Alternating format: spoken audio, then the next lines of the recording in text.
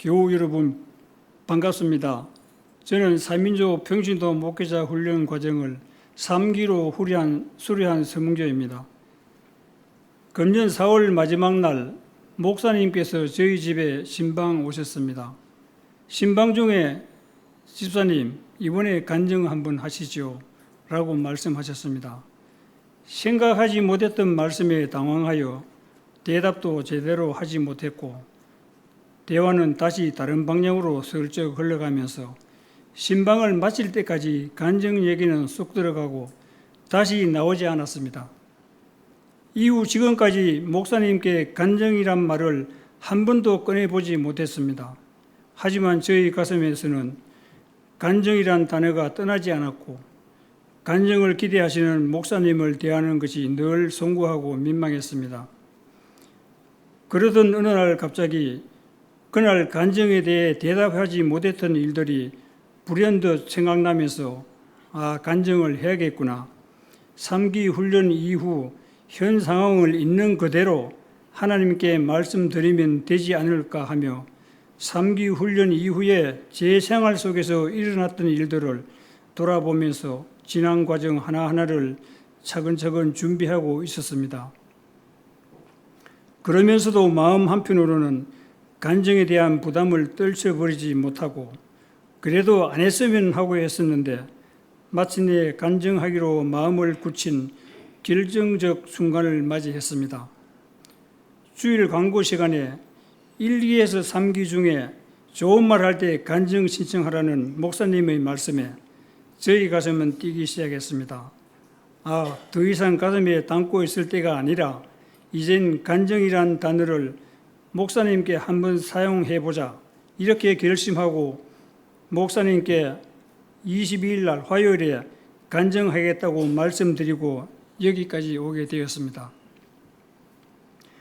평신도 목회자 훈련 과정을 수료하면서 간증한 경험이 있는 저에게 다시 한번 이 자리에 서게 해주신 하나님 아버지께 감사를 드립니다. 안강 영락교회의 3인조 평신도 목회자 훈련 과정을 주도하시는 목사님과 함께 연구하시는 김종필 장로님께도 감사드립니다. 지난번 수료 간증 때 이미 말씀드렸던 것처럼 저는 군부대에서 근무하고 있습니다.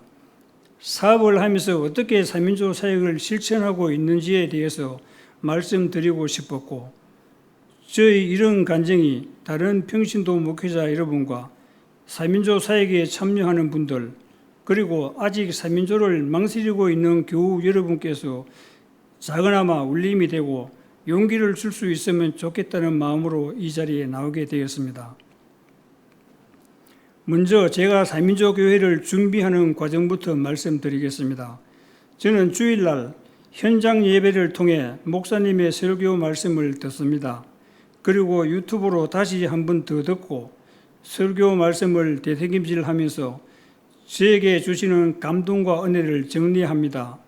그리고 매주일 아침 9시 횃불 3인조 교회에서 차정남 장로님의 인도로 이선은 집사님, 박정관 집사님, 김재윤 집사님, 김종두 성도님과 함께 모여 주일 말씀을 토대로 3인조 교회 모임을 하고 있었습니다.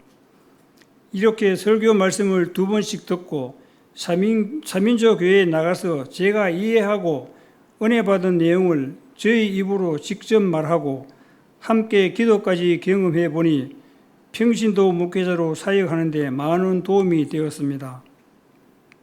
참고로 우리 횃불 3인조 교회는 그동안 함께 해온 이선은 집사님, 김재윤 집사님, 김종두 성도님 이 세 분을 세움교회로 번식하면서 횃불과 세움 이렇게 2개의 3인조 교회로 번식해냈습니다. 아직 3인조 기도 모임을 하지 않고 계시는 교우들이 계신다면 타오르는 횃불 3인조 교회로 오십시오. 대환영입니다. 그럼 평신도 목회자 훈련을 받은 제가 3인조 사역을 어떻게 실천하고 있는지 말씀드리고 주님께서 주신 은혜의 말씀도 나누고자 합니다. 첫 번째로 직장에서 지난 1년 동안 해온 3인조 교회 사역 이야기입니다. 제가 영업장에서 만나게 되는 사람들은 군인, 그것도 장교의 길을 가고자 교육받고 있는 젊은이들입니다. 그들이 입학하여 훈련받는 학교라는 직장의 특수성 때문에 일반 사회처럼 아무 때나 전화해서 만날 수 있는 상황이 아닙니다. 지난 1년간은 막막하기만 한 이런 특수한 상황 속에서 어떤 방식으로 사민족 사역을 실천하고 또 어떤 방식으로 그들에게 다가가야 할지 고민하며 기도해 온 시간이었습니다. 그러던 중 저희 영업장을 이용하는 생도들을 유심히 눈여겨보면서 개인적인 친분과 신뢰관계를 시작했습니다. 그 다음에는 우선 카톡을 이용해서 소식을 나누고 다시 그 다음에는 비정기적이긴 하지만 짧은 만남이라도 가지면서 같이 기도하고 있습니다.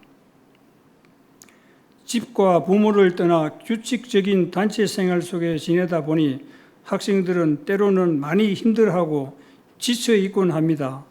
바로 그때 그들의 지친 마음을 주님께 의지하게 하고 마음의 안정을 되찾아주는 역할을 할 사람이 필요하겠다 생각했고 사민족 교회를 통해 그 일을 하기로 결심하고 지난해 3명의 생도와 함께 사민족 교회를 시작하였습니다. 안타깝게도 중도의 학교 생활이 적성에 맞지 않아 한 명이 자퇴를 하고 말았습니다. 그럼에도 불구하고 1년간 함께한 2명의 생도는 지난 2월 졸업 후 육군 소위로 임관해 지금은 실무부대에서 소대장 직책을 성실하게 잘 감당하고 있다는 소식을 듣고 있습니다. 이들이 지난 1년간 저와 함께 했던 사민족 기도 경험을 살려 각자 군 생활 속에서 사민족 기도 모임을 실천한다면 군대 사민조가 탄생되리라는 생각도 조심스럽게 해봅니다. 그렇게 되도록 계속 기도하며 스포트하고 있습니다. 두 번째로 원래 시작한 사민족 교회 이야기와 앞으로 제가 계획하고 있는 사민족 교회 사역에 대한 꿈 이야기입니다. 올해도 새로운 신입생 3명과 사민족 기도 모임을 시작했습니다. 작년에 비해 나름 노하우가 쌓여있는지 수월하고 그러다 보니 적극적으로 나서는 제 자신을 느끼면서 감사했습니다. 이들이 내년에 4학년이 되면 다시 신입생 3명을 발굴해서 또 하나의 사민족 기도 모임을 개척할 계획입니다. 그러면 내년부터는 4학년에 1개, 3학년에 1개 이렇게 2개의 사민족 교회를 섬기게 됩니다. 현재는 임관한 2명을 포함하여 5명이지만 계획대로 진행되면 내년부터는 학교 안에서 2개의 사민족 교회와 임관한 2명으로 조직된 임관 사민족 교회 1개 등 총 3개의 사민족 교회를 통해 8명의 사민족 교회가 세워지게 됩니다. 그러면 해마다 1개의 사민조가 실무부대 소대장으로 진출하게 되고 그들은 다시 각자에게 맡겨진 곳에서 사민족 기도 모임을 하면 그들을 통해 세계의 사민족 교회가 이 땅의 전선 어딘가에 세워지게 될 것입니다. 이런 번식의 꿈을 꾸며 사민족 교회를 꾸준히 섬길 생각입니다. 또한 만나는 성도들이 사민족 교회를 통해 주님을 경험하도록 기도하고 있습니다.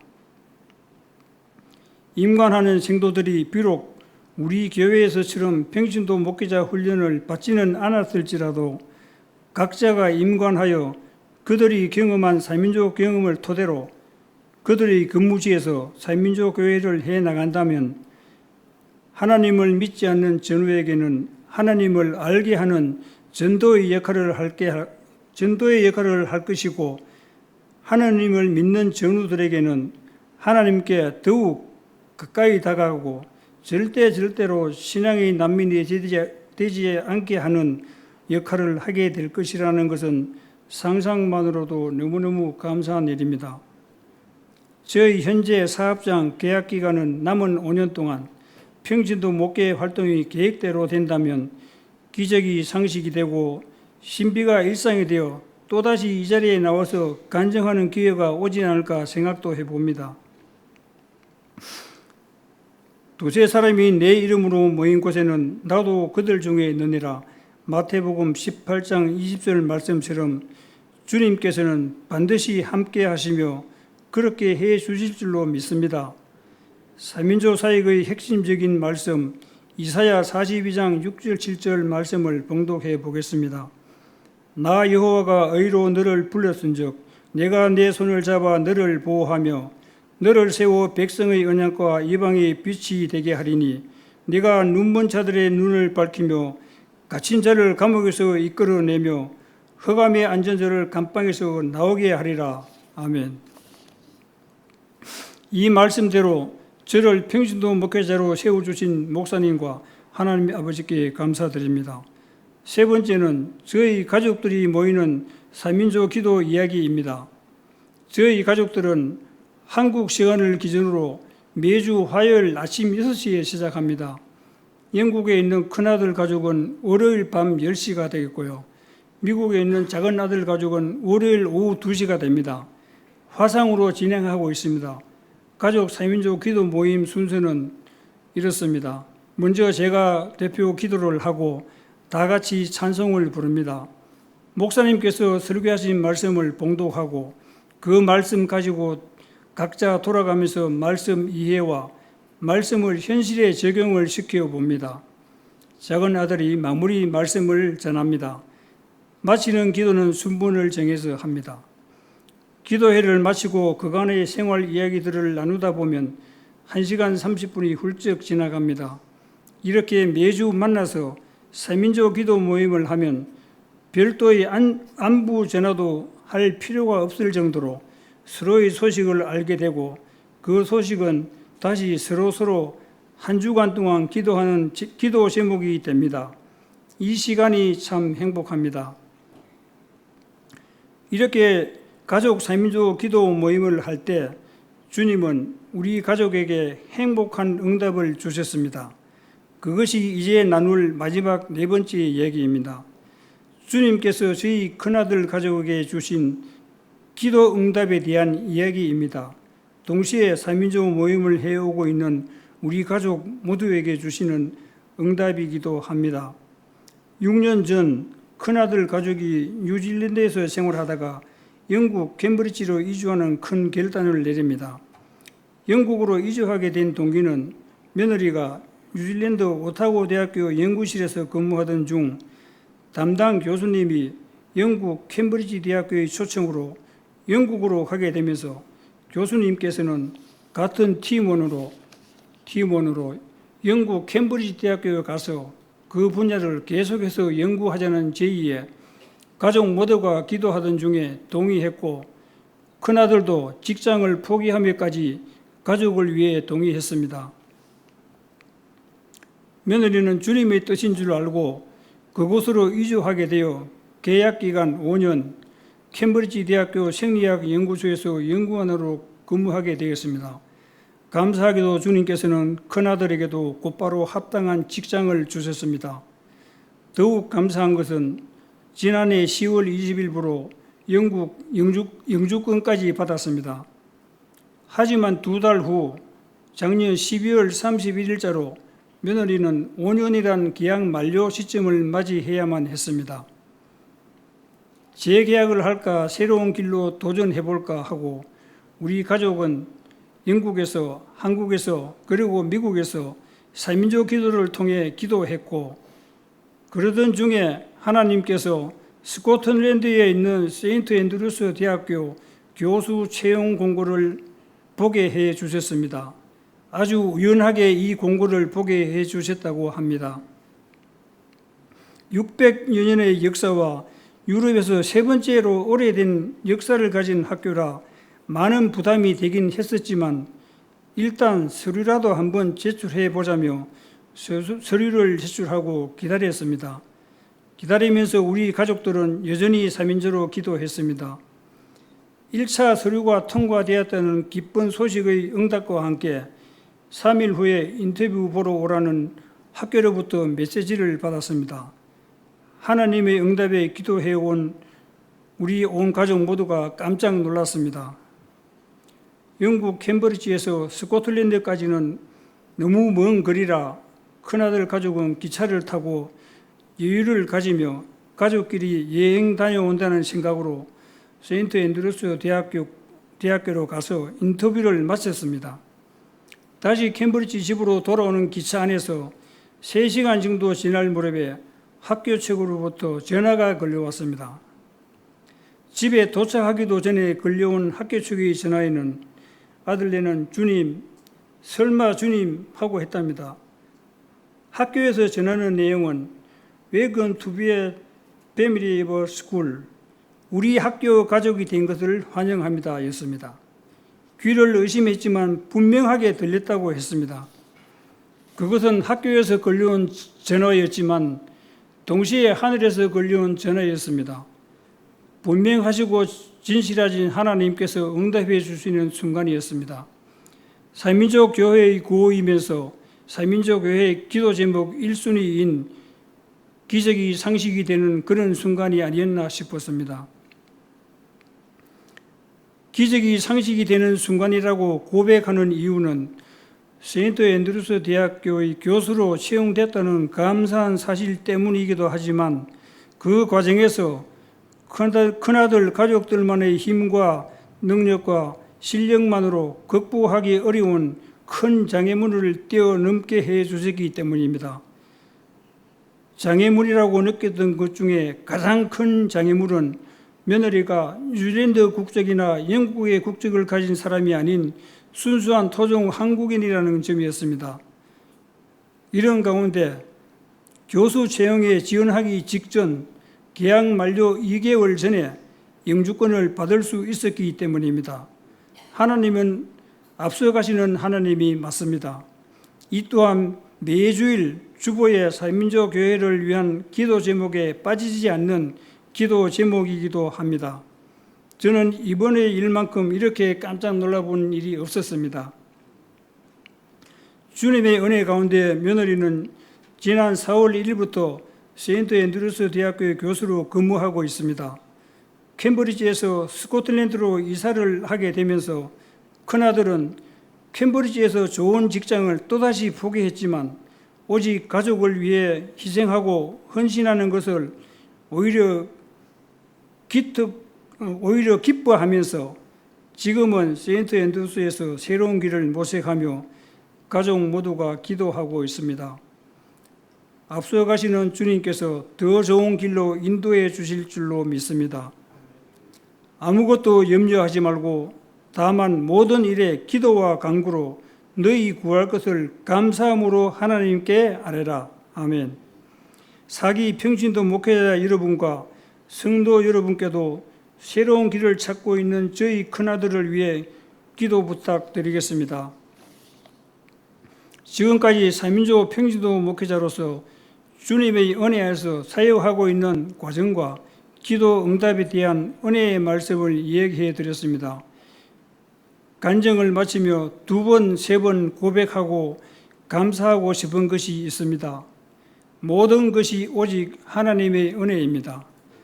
주 안에서 항상 기뻐하라. 내가 다시 말하노니 기뻐하라. 항상 기뻐하며 살아가는 하나님의 가정이 되겠습니다. 사기 평신도 목회자 여러분, 훈련 받으신다고 수고하셨다는 말씀 드립니다. 모두 사랑합니다. 시편 133편 1절 한번 우리 다 같이 읽어보죠.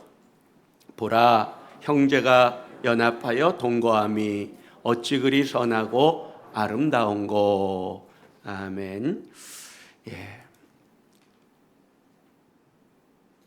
이 말씀을 통해서 우리 교회에 또 우리 교회 3인조 사역에 주시는 하나님의 말씀은 무엇이며 하나님의 음성은 무엇이며 또 우리가 따라가야 될 하나님의 지혜는 뭘까, 이런 것들을 지금 우리 상고하고 있죠. 오늘 3번째 시간인데 첫 시간에는 신앙생활은 혼자 하는 게 아니라 함께 하는 거다 그랬어요. 그리고 2번째 시간 지난 주일에는 그 동거함에 쓰여진 히브리어 야샤브라고 하는 단어를 갖고 거한다 하는 게 무슨 의미인지, 돌아옴의 의미가 있고 또 그와 반대 의미인 그 혼자의 그 개념을 우리가 야시아보를 통해서 살펴봤습니다. 그것을 통해서 혼자 있지 말고 혼자 하지 말고 함께 있고 함께하고 하는 그런 하나님의 기쁨이 되는 그런 삼인조 사역을 생각하며 우리 말씀 나누었고요. 오늘 세 번째가 이제 그 연합에 대한 말입니다. 연합. 사실 이 1절 말씀은 결국 핵심은 연합과 동거거든요. 연합과 함께하는 이런 것인데 그 연합과 동거함을 강조하는 포인트가 원문으로 보면 세 개가 있어요. 그 세 개를 다 말하긴 그렇지만은 그런데 이제 제일 강조되는 하나를 얘기하면 보라 형제가 연합하여 할 때 그 연합이란 말이 원문에는 제일 뒤에 나옵니다. 그래서 1절을 제가 아는 히브리어 지식 범위 안에서 개인적으로 번역을 하면 이렇게 번역할 수 있어요. 저는 이렇게 번역을 할 것 같아요. 와, 얼마나 선하고 얼마나 아름답냐.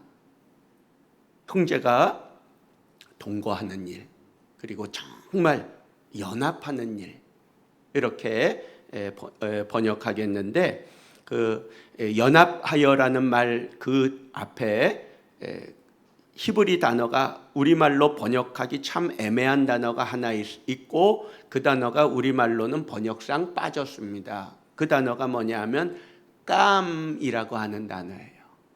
그리고 연합이란 단어는 야하드라고 하는 단어인데 그래 원문으로 보면 깜, 야하드 이렇게 돼 있어요. 이건 그 깜이라는 단어는 정말 진짜 뭐 감탄사거든요. 정말 진짜 그리고 특히 뭐 심지어 뭐 이런 문맥과 상황에 따라 여러 가지 의미로 번역될 수 있는 감탄사 하나인데 연합하다라는 말 앞에 그게 들어가 있어요. 그래 이 시인은 그 연합이 얼마나 아름답고 선하고 아름다운 것인지 또 하나님이 그렇게 여기시는지를 이런 단어 하나로 표현하고 있는 거죠. 정말 연합이 하나님이 기뻐하시는 그 형제들의 사건이라는 거예요. 자, 이제 그 연합에 대한 이야기를 이제 오늘 조금 정리해서 나누는데요. 첫째는 그럼 동거와 연합은 뭐냐?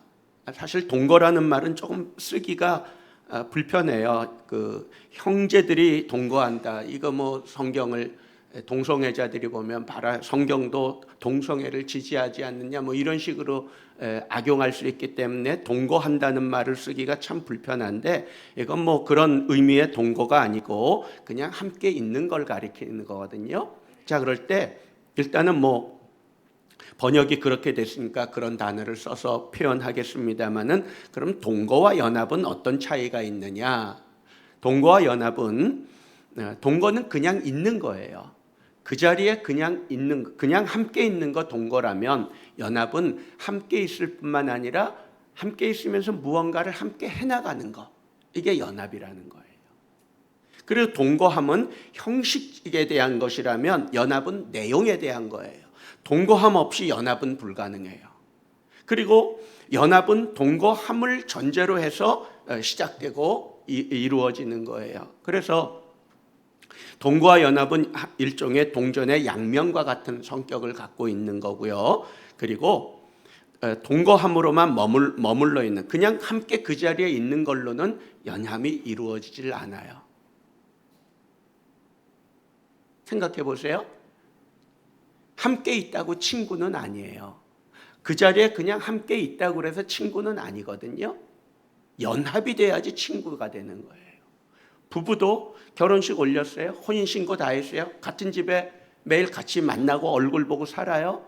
같이 산다고 부부가 아니에요. 연합이 있어야지 부부인 거예요. 가족은 어때요? 그냥 그 한 지붕 밑에 가족들이 함께 머물러 산다 그래서 가족이 아니에요. 물론 합법적으로는 가족일 수 있겠지만 가족은 연합이 이루어져야지 가족이에요. 그래 이 연합에 해당되는 히브리어 단어 야하드는 그 야하드의 그 원형 원어적인 의미를 상형 문자로 갖고 이렇게 쭉 추적해 들어가면 이건 문에 있는 벽에 있는 문이에요. 월도라고 돼 있어요. 그래서 벽이 있으면 둘이지만 문이 있기 때문에 하나가 될 수 있는 것이고 연합이 가능해지는 거예요. 이게 야하드의 의미거든요. 그래서 함께 있다고 한 지붕 밑에 함께 있다고 뭐 부부나 가족이 아니라 문을 열고 가기도 하고 오기도 하고 들어오기도 하고 나가기도 하고 그러면서 서로 왕래가 있어서 함께 연합이 이루어질 때 이게 가족이 되고 이게 하나님이 기뻐하시는 선하고 아름다운 사건이 되는 것입니다. 이게 동거와 연합의 차이예요. 자, 그럼 두 번째로 그러면 그냥 함께 있는 그 차원에서 어떻게 그러면 연합의 단계로 우리가 나아갈 수 있을까? 어떻게 하면 연합을 이룰 수 있을까? 그것들을 생각하게 되는 것인데 제가 생각하는 것은 그 과정에서는 친밀함이 일어나야 돼요. 친밀함. 그냥 함께 있는 것만 아니라 함께 있는 사람들 사이에 친밀함이 만들어져야 돼요. 그 친밀함을 이제 소개하는 이 사람은 그걸 불같이 타오르는 거다. 불이라고 그랬어요. 누구냐 하면 데이비드 브룩스라고 하는 미국 뉴욕 타임즈의 칼럼을 쓰는 칼럼 작가거든요. 그분이 우리말로도 번역된 책인데 여기 두 번째 산이라고 하는 책을 썼어요. 세컨드 마운틴. 두 번째 산인데 이분은 인생은 두 개의 산을 올라가는 과정이다 그랬어요. 두 개의 산. 어떤 사람은 하나의 산으로 끝나고 하나의 산도 제대로 못 올라가고 그러나 어떤 사람은 그 하나의 산을 올라갔는데 그 산에서 굴러 떨어져서 깊은 계곡에 빠졌다가 다시 정신 차리고 두 번째 산을 올라갈 때 그 두 번째 산을까지 올라가는 그런 과정이 인생이다. 이렇게 이 데이비드 브룩스는 말하고 있습니다. 그 과정에서 그러면 첫 번째 산은 뭐냐? 첫 번째 산은 개인주의 세계관으로 사는 인생이 첫 번째 산이라는 개인주의. 두 번째 산은 관계주의의 세계관으로 살아가는 삶이 두 번째 산이라는 거예요. 그럼 개인주의 세계관으로 살아갈 때 그 대표적인 단어가 뭐냐? 혼자라는 거예요. 혼자. 그럼 관계주의로 살아가는 삶의 대표적인 용어는 함께라는 거예요. 그래서 우리말로 번역되는 과정에서 이 표제에 보면 부제가 두 번째 산 제목이 돼 있고 밑에 여기 삶은 혼자가 아닌 함께의 이야기다 그랬어요. 삶은 혼자가 아니라 함께의 이야기라는 거예요. 이 함께의 이야기인데 이것이 결국은 우리가 말하는 지금 시편이 말씀하고 있는 형제가 연합하여 동거하며 아름답다 하는 그거하고도 통하는 얘기고요. 그리고 우리는 신앙생활이 혼자가 아니라 함께라 그러는데 이분은 인생 자체가 혼자가 아니라 함께라고 말을 해요. 그러니까 신앙보다도 더 광범위한 우리의 인생 전 영역이 태어나서 죽을 때까지의 모든 인생이 함께의 이야기라고 하는 거예요. 그러니까 혼자는 살 수 없다는 얘기죠. 그것이 이 책에서 하고 있는 이야기인데 결국은 인생은 함께하는 것이고요. 그리고 그냥 그 자리에 있고 그 자리에 모여 있다고 해서 그게 연합은 아니라는 거예요. 그게 함께는 아니라는 거예요. 여기 책에 그런 내용이 아주 인상적인 그런 내용이 있어서 한 구절 먼저 읽어 보겠습니다.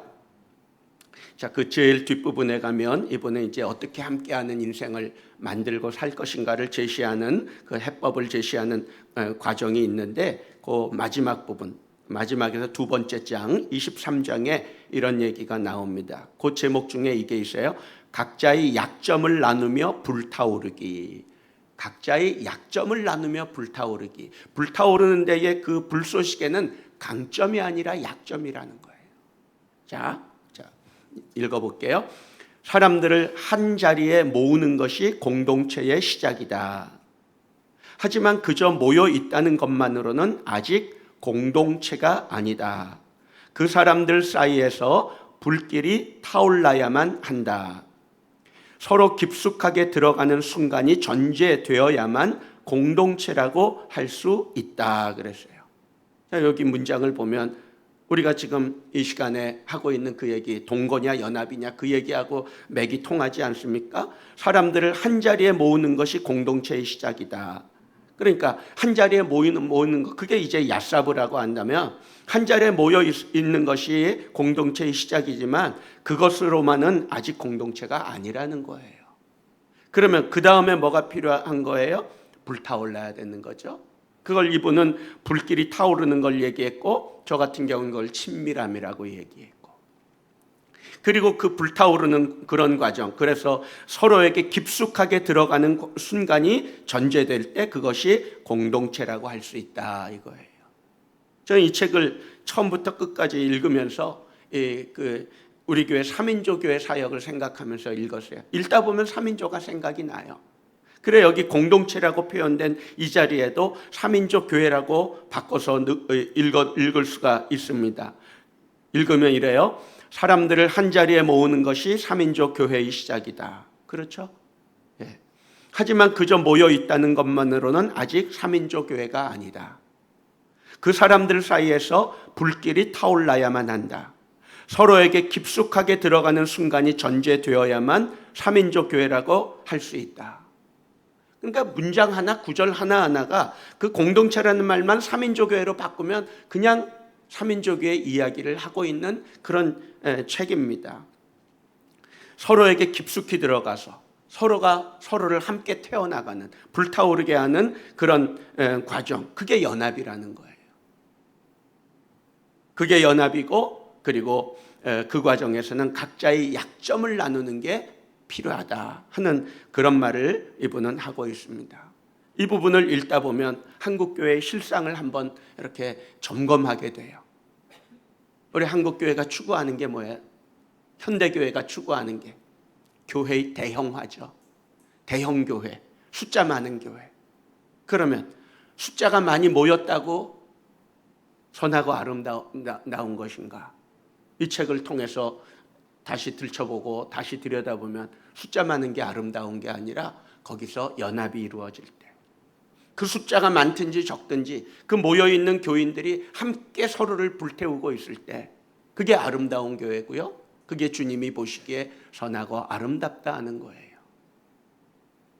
해마다 11월이 되면 11월 1일부터 21일까지 서울에 있는 어떤 큰 교회가 진행하는 기도회에 영상으로 송출하고 그러면서 우리 교회도 개인적으로 가정적으로 참여하고 있습니다만은 그 교회가 진행할 때마다 1만 교회가 참여하고 있다, 몇 교회가 여기에 함께하는 네트워크를 형성하고 있다 그러면서 그 수치를 발표할 때가 있어요.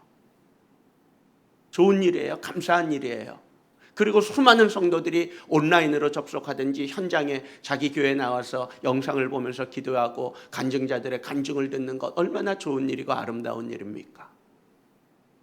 근데 한번 점검하고 새겨봐야 될 것은 거기서 과연 연합이 이루어지고 있나 하는 거예요. 그냥 그 자리에 나와서 영상을 통해서 은혜는 받고 있지만 과연 그들이 무언가 함께하는 무언가가 있느냐 이거죠. 그 점까지 나아가기를 저는 바라는 거예요. 그렇게 보면 요즘 그 중고등부 청소년들이나 청년들 수련회 트렌드도 지금 점점 이렇게 가고 있죠. 한 군데 큰 장소를 빌려서 전국의 교회들이 청소년들, 청년들이 모여서 대형 집회를 합니다. 근데 화려한 사운드에 많은 청년들이 모여서 은혜 받는 것처럼 보이는데 그 속에 들어가 있는 나라는 한 개인은 그런 걸 볼수록, 그 화려함을 볼수록, 그 열광하는 모습을 볼수록 오히려 나는 소외되는 느낌이야. 난 오히려 외로워. 군중 속에서 수많은 사람들이 있을수록 오히려 나는 외로워. 함께 있지만, 그 자리에 함께 있고 동거하고 있지만은 나는 외로워. 왜 그래요? 연합이 이루어지지 않으니까. 연합이 없는 한 개인으로만 있으니까. 그런데 그 한 개인이 이제는 연합이 이루어져서 함께 있는 게 아니라 이제는 함께 하는 것, 무언가를 함께 해나가는 것, 이게 연합이라는 거예요. 이런 연합의 과정을 통해서 하나님이 정말 아름답다 하는 그것이, 그 연합의 사건이 현실화되고 실상이 되는 거죠.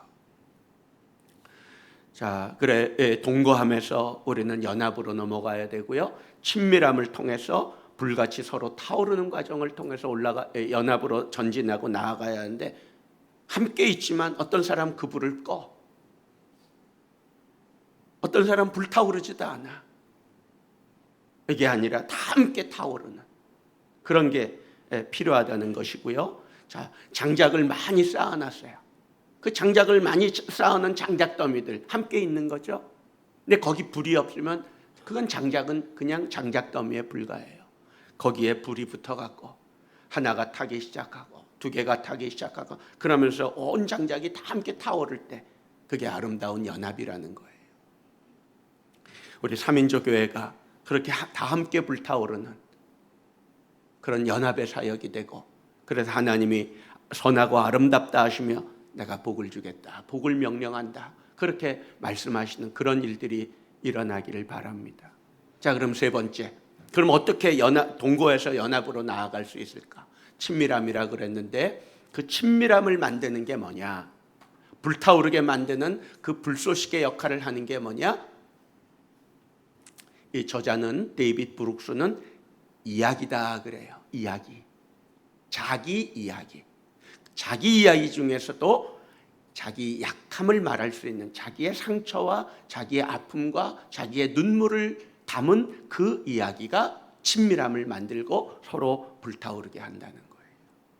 그런데 그런 이야기들, 약함 이야기, 상처 이야기, 눈물 흘린 이야기, 자기의 취약한 약점에 대한 이야기들은 얘기하는 게 굉장히 불편하죠. 이분도 여기서 그런 것을 언급하고 있습니다. 그 대목을 읽어보겠습니다.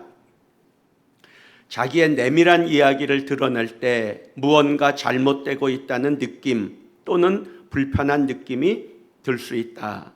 그러나 그렇게 털어놓고 나면 자신이 너무 많은 트라우마에 둘러싸여 있다는 사실을 깨닫게 된다. 너무 많은 비난을 받았음을 깨닫고 또 그만큼 많은 용서가 필요하다는 사실을 깨닫게 된다.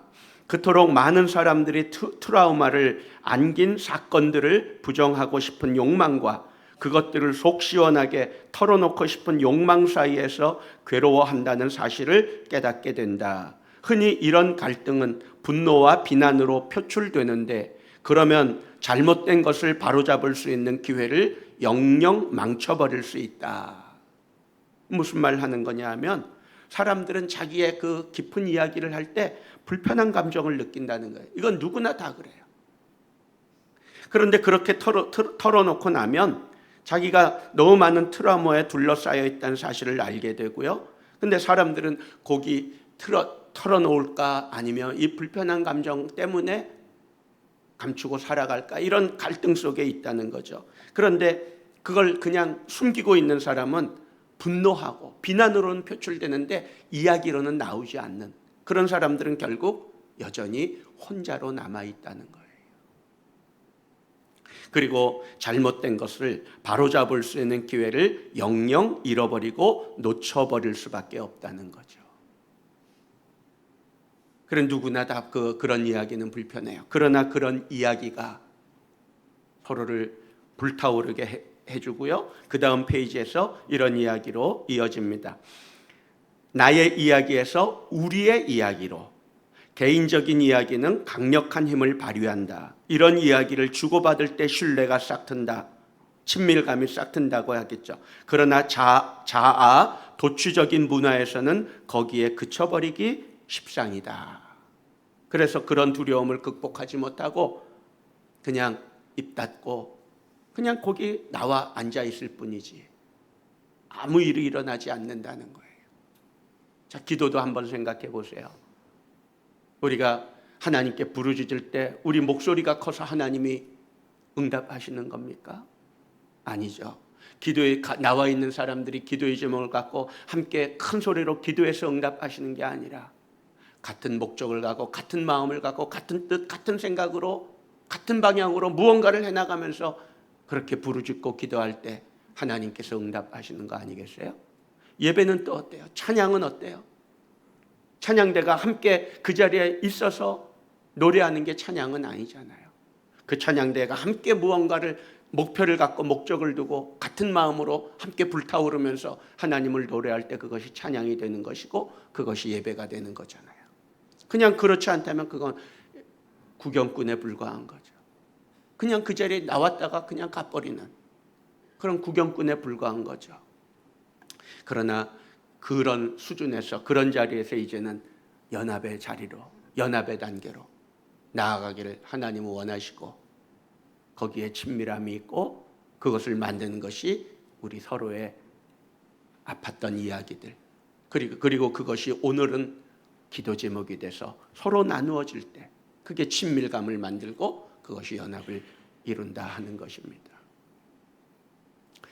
그러면서 그 이야기를 만들 때 데이비드 브룩스는 몇 가지를 제시하는데 이렇게 해보라 9가지를 제시하는데 저는 그 9가지 다 얘기하지 않고 제가 공감하는 부분만 추려서 한 4가지로 정리해 봤습니다. 자, 이렇게 한번 여러분 해보시기를 제안합니다.